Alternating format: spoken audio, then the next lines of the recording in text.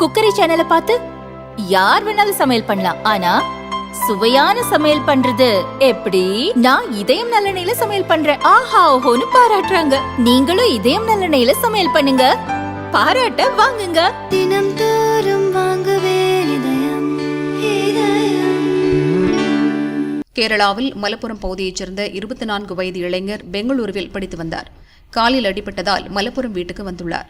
பின்னர் தொடர் காய்ச்சல் காரணமாக பல்வேறு ஹாஸ்பிட்டல்களில் சிகிச்சை பெற்றார். கடைசியாக பெரிந்தல்மன்னா பகுதியில் உள்ள ஹாஸ்பிட்டலில் சிகிச்சை பெற்ற இளைஞர் கடந்த 9ஆம் தேதி இறந்தார். ஏற்கனவே இவரது ஊரிலிருந்து 10 கிலோமீட்டர் தூரத்தில் 9ஆம் வகுப்பு மாணவன் நிபா வைரஸ் பாதிப்பால் இறந்தார்.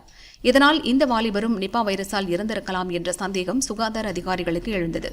உடனடியாக அவரது இரத்த மாதிரிகள் கோழிக்கோடு ஹாஸ்பிட்டலுக்கு பரிசோதனைக்காக அனுப்பப்பட்டது.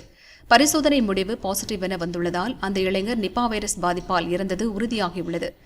இதையடுத்து சுகாதார அதிகாரிகளின் உயர்மட்ட கூட்டம் நடத்தப்பட்டு தேவையான நடவடிக்கைகள் தொடங்கப்பட்டுள்ளன. இறந்தவர் சென்ற இடங்கள், சந்தித்த நபர்களை அடையாளம் காணும் பணி நடக்கிறது. இதுவரை 151 நபர்களின் பட்டியலை சுகாதார அதிகாரிகள் தயாரித்துள்ளனர். நேரடி தொடர்பில் இருந்தவர்கள் தனிமைப்படுத்தப்பட்டுள்ளனர். அவர்களில் நிபா வைரஸ் பாதிப்பு அறிகுறிகள் தென்பட்ட 5 பேரின் இரத்த மாதிரிகள் பரிசோதனைக்கு அனுப்பப்பட்டுள்ளது. இதையடுத்து சுகாதார அமைச்சர் வீணா ஜார்ஜ் நிபா வைரஸ் பரவலை தடுக்க சுகாதாரத்துறைக்கு உத்தரவிட்டுள்ளார். பள்ளிகள், கல்லூரிகள், அங்கன்வாடிகள் மற்றும் தியேட்டர்கள் மூட உத்தரவிடப்பட்டுள்ளது. பொதுக்கூட்டங்களும் நடத்த தடை விதிக்கப்பட்டது. காலை 10 முதல் இரவு 7 மணி வரை மட்டுமே கடைகள் செயல்பட வேண்டும். பொதுமக்கள் மாஸ்க் அணிவது கட்டாயமாக்கப்பட்டுள்ளது. கவலைப்பட ஒன்றுமில்லை, தேவையான நடவடிக்கைகள் எடுக்கப்பட்டு வருகிறது என்று வீணா ஜார்ஜ் தெரிவித்தார்.